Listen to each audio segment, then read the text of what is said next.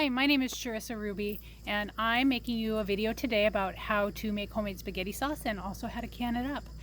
I do a lot of different things. I paint, I'm a small business owner, I do graphic design, I do a lot of different things, and a lot of people ask me how I have time to get all of this stuff done, and the answer is I don't. Oh, Kimber's telling me I do too much too. I should pet her more. Yes, that should definitely happen. So anyway, I do other things have to give. So if I'm canning today, I have a whole pile of laundry that's not getting done. And everybody just needs to understand that when you're doing stuff that's like this, like canning or whatever it is you decide to do that day, don't beat yourself up. If you're going to do something like this, something else has to give. You can't do everything. You can't, I'm a mother too. I have two kids. My kids are 19 and 21 and they're amazing. My daughter is 19. She's still here. At home. She'll be going off to guard in November, and my son is in the Army and he's in Hawaii. So I have a little bit more freedom than I used to, but and so that gives me the opportunity to do a few more things. But I couldn't do a lot of these things when I had little kids, and I wished I could, and now that they're a little older, I can do more of it. And so I love doing lots of different things. I love trying new things. I love learning new things, and I'm going to take you guys with me along the way. Like I said, today we're going to make homemade spaghetti sauce, and I'm going to go out to the garden first, and I'm going to pick all of my tomatoes, and then we'll go inside and we're going to clean them up and then blanch them. It's not hard. Okay, so it's not hard to do it. So all I did was, here, and I'll grab you. All I did was I went and picked the tomatoes. So here I just washed them off. I got a few of them left. And then the rest of them, what I'm going to do with those is you blanch them. Just toss them in this boiling water, and you wait till the skin splits. It's a set time. It's like 30 seconds or a minute, or I have no idea. I just watch them until the skin splits, and then I take them out and I throw them in a sink of cold water. And then once they're in the sink of cold water, it's not complicated. You have a tomato, you cut the top off, you squeeze the skin off. I usually just take it, I got tomato all over me, and I squish it or I cut it in half and I throw it in a pot. That's it. It's not hard. It's not rocket science. Don't let anybody tell you that this stuff is hard. Okay, so secret's out. This is not difficult. So I'm going to go ahead and process up all these tomatoes and get my pot full. And then I'm going to go back out to the garden. I'll take you guys with me to go back out to the garden and pick onions. And I think my basil plant is super sad and like falling over. But you know what? There's basil on it, so I can use it. All right, guys. I'm going to finish up these tomatoes. I'll be back. So I'm on my way out to the garden. And this is where you're going to see how sometimes some things just have to give. You just don't have the time for everything. We got a lot of rain here. We got 5.5 inches the other day, so that really sucks. But you can see there's our business right there. So that's how close I am to work, which is great because it's a short walk. But it kind of sucks because it's there all the time. And being a small business owner it's a challenge. Sometimes, I just would rather be sweeping sand on a beach somewhere. I know that I feel a tremendous responsibility because everybody that works for us is really important, and we want to make sure that their livelihood is secure and that we make all the right decisions and that we continue to grow. So here is my garden, and it's something that got out of hand, like I said. So all the best of intentions. So you can see I have the black plastic down, which is fabulous, but some of those rows that look so nice, they're actually weeds. They are rows of weeds. So I'm going to have to deal with that now. I just was like, piss on it. It'll stay until I clean everything up. So my peppers here are like buried in the weeds. I have melon overgrowing my peppers, and so there's my basil that I need to pick. And the peppers are sad. And I have giant zucchini. So that's when you have a garden, you just toss the stuff that's too big aside because you forgot about it and you didn't come out here and get it. And, melons. Oh, delicious. These are ripe. You can tell they're ripe because they're starting to turn brown. These are going to be so delicious. Not quite ready yet. They should pull off the vine really, really easy when they're ripe. So, okay, I'm going to go ahead and pick my onions and my basil. And so onions, when they're ready, they look like this. I'm going to show you. The tops fall off. And see, I'm taking too long. they're starting to rot, which is fabulous. So here's tomatoes, yeah, that's a tomato. Onion. So something important when you're picking an onion at the store, see the little roots there? How they're like fat and juicy. When somebody tries to sell you at a farmer's market an onion that they say is fresh, this is what the roots should look like. It takes like 2 weeks for these things to dry out and be all brown and brittle. If somebody tries to tell you that they were a fresh picked onion, I've seen it all the time. They claim that they're fresh picked. It's bull. They're going to look like this. They're going to look all meaty and like a root should look, not brown and dried up. So watch for that when you're getting farmer's market produce, because this is what a fresh onion looks like.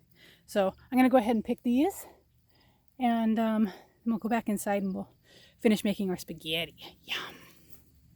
Okay, so I went ahead and I cleaned up my bell peppers and my onions, and I actually grabbed whatever peppers I had in the garden. None of these are called a sweet hot. They actually turn red when they're riper. And then I even grabbed a couple of jalapenos out of the garden. This one kind of got forgotten, just to give it some good flavor. It doesn't matter. It doesn't matter what kind of peppers you have in there.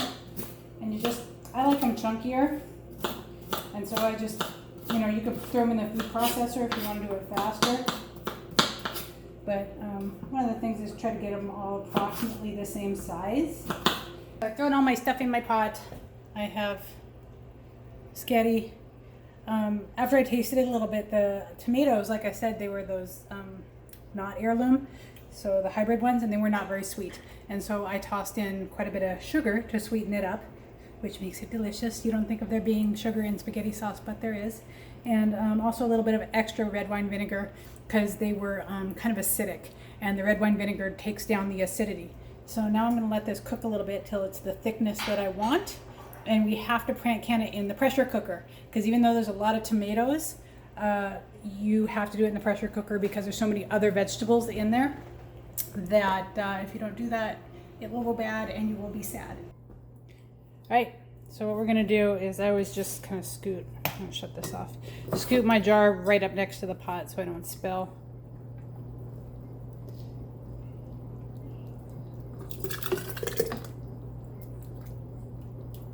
Which I always do anyway.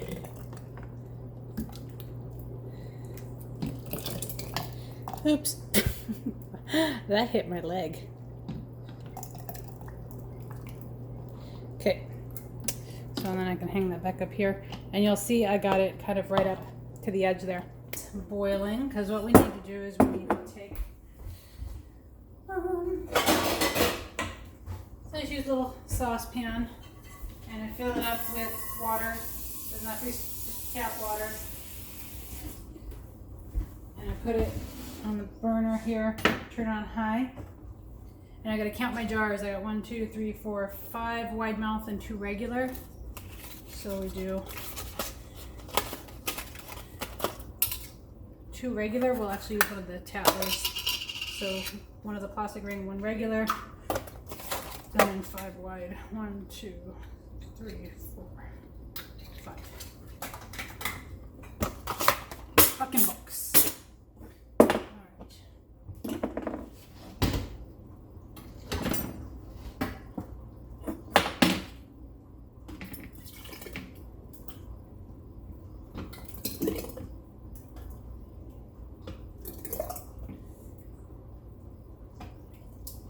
Oh, too much.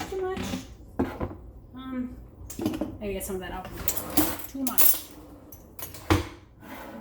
Especially when you're pressure cookering, you don't want too much in the jars. It'll leak out the top and then it won't seal. There we go.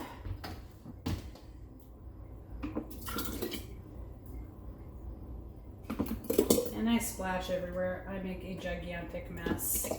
Oh, and the bay leaves, when I put them in here, I just leave them in here. Some jars end up with the bay leaves, some don't. So, how high? Okay, so now, I'm just gonna get a paper towel. I just have a paper towel that's wet. And I'm gonna wipe along the outer rim.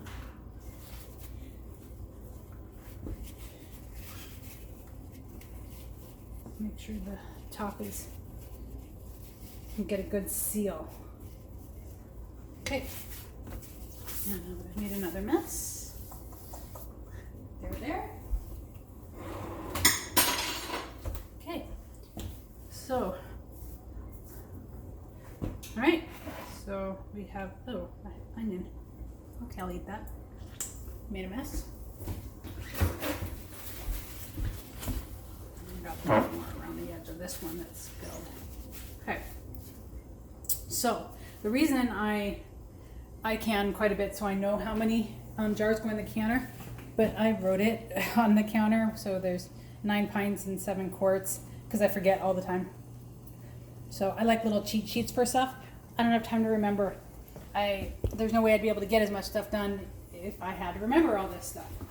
Okay, so now what we're gonna do is we're gonna take our lids. I know there's all sorts of fancy magnetic things, and I like this. I like my old-fashioned clipper that I got from my mother-in-law, Renata. It's my favorite. All right, so now what we do is we're gonna take these, and don't touch them with your hands. Again, sometimes they're very frustrating because they stick together. You can touch the top of it. Just put it on there.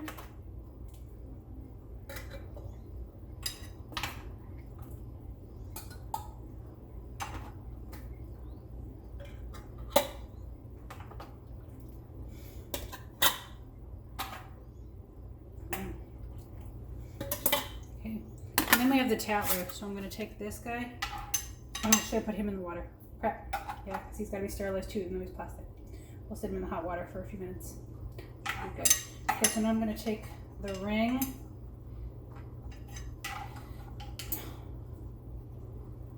Yes. Lay this flat on my hand. Holy crap, it's hot. There. Put it on there like that. I'm going to put it on. All right.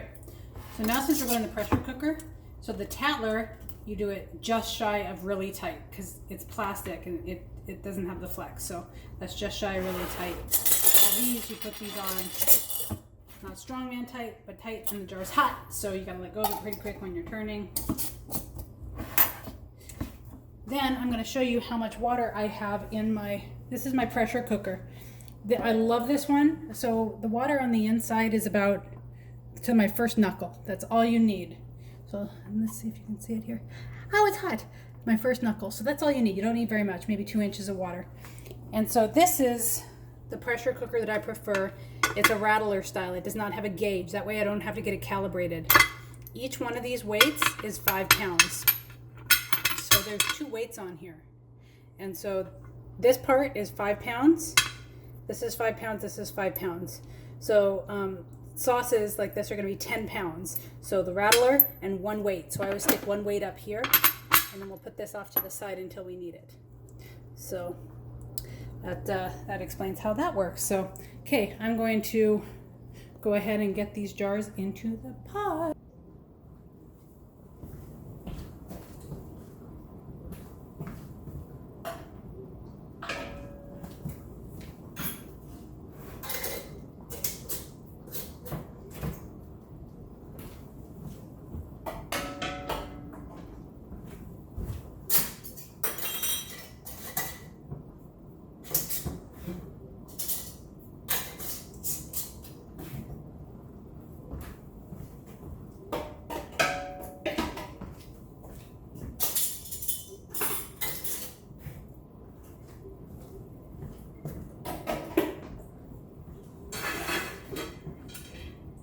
Okay, so when the lid goes on, it actually turns it on. First, you always make sure your gasket is in place.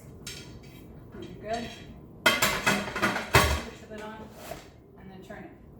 And so my heat's on low. I'm going to turn it up to, these are hot jars. They're full of hot sauce, so I can heat this bad boy up really fast. If I had cold things in my jars, I would want to heat it up slow, and then to allow the contents of the jars to heat up, or else they'll explode. Which is sad. I've done it with so many jars of green beans, it's not even fun. So, all right, so what we're gonna do is we are going to let this heat up, and then this guy right here is actually a lock for it. So once it gets up to pressure temperature, it'll push this lock up, and it'll actually prevent you from opening up the pressure cooker. Super safe. Then what I do is I let it vent. It'll start blowing out here. It sounds like a little train. We'll let it do that for 10 minutes. After it does that for 10 minutes, you take this guy and kind of off to the side, you're gonna put it on. It'll start rattling. It just goes, rattles back and forth. That means it's at 10 pounds. And so sauce, I have a little cheat sheet. Let me pull it up. So canning, pressure cooker. So tomato soup, which would be similar, is 20 minutes. So we'll do 20 minutes. So 10 pounds at 20 minutes. So, okay, see, look, we got our lock is in place. And I don't know if you can see it. We're steaming out the top. Started about 2 minutes ago. So we got 8 minutes left. And then I'll put the weight on. All right, so we've been steaming for 10 minutes. I like to just take the weight on these guys. I'm gonna cover it up. So I'm still on pretty high heat. I'm actually gonna turn it down a little bit. But as soon as that little guy starts rattling back and forth, then we'll start timing our 20 minutes. So come on, baby, let's hear a rattle. All right, so here's the dancing weight. Just let him dance like that. As long as it's moving and rattling back and forth, you are up to pressure. I always turn it down just a little bit so that it's just the minimum temperature required to rattle it, or else it'll rattle harder and faster. It gets a little aggressive. You don't want that. So I've got it turned down to like a 5 or a 6 right now. Sometimes it'll slow down on the rattle too much and, you know, almost stop, and I'll turn it back up. But okay, I'm gonna set my timer for 20 minutes and start, and we wait. Okay, so now I shut it off. See, my burner's off. Don't touch it. Leave it. That has to stop wiggling, and this will go down. Do not touch it until then. Just leave it. Forget about it. If you want to push it back from the stove off the hotter burner, or like move it off to a hot plate, you're welcome to. Don't touch it. All right, so this is when you can open it. See, this is down, and this, you can press on it, and see, there's no, I can just take it right off. If you had touched it when there was still pressure on it, it would have made a hissing sound. And then all I have to do is press it like this, and it comes right open. Easy, easy. All right. Be careful when you're taking that lid off. It's hot. There's a lot of steam on the inside.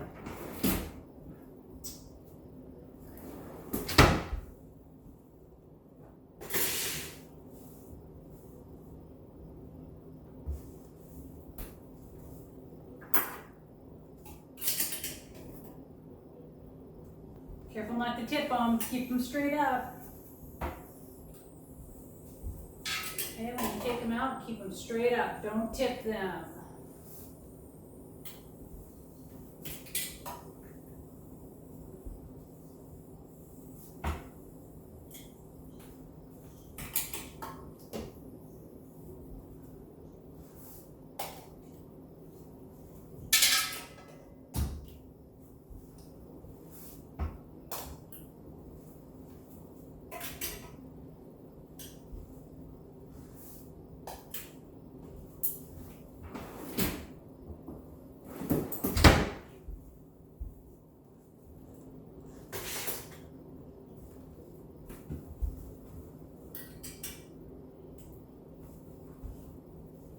Okay, don't touch the tops of your jars.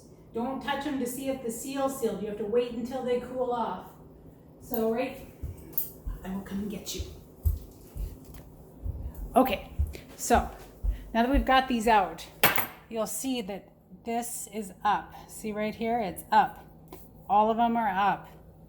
They will suck down and be kind of inverted a little bit. Wait till they cool off to even touch any of them, because if you press it to see if they're sealed when they're still hot, you may false seal it. So it'll seem like it's sealed, but it's not really. So leave all of them until they're completely cooled. See, there's a lot of waiting in canning, not a lot of activities, a lot of waiting.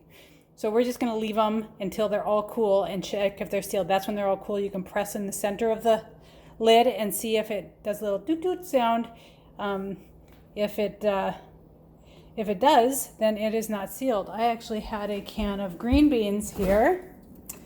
God, I got beets that I have to deal with. Good grief. Right here. I'm gonna make these for supper. So here's a can of green beans that did not seal. Hear that sound? See the lid going in? So those are ones I canned this year in the pressure cooker because they're just butter beans and didn't seal. So that was a couple days ago. We're gonna have these for supper. So that's how you can tell if they're sealed or not. I have a very, very, very full fridge. Shh. We'll just push. We'll pretend that didn't happen. Quiet. Okay, so we made spaghetti. We made a lot of it. We made 1, 2, 3, 4, 5, 6, 7, and I've got 5 quarts in the pressure cooker still. Pressure cooker. Good grief. I love doing stuff like this. I really, really do. I enjoy it a lot. And if anybody wants to try it with me, come on, do it with me. It's not that hard. And I think you'll love it. I enjoy it a lot. And I do lots of stuff. So I'll probably make a couple more videos of some of the different things I do. People call me a serial hobbyist, but I just like doing a lot of stuff. You know what?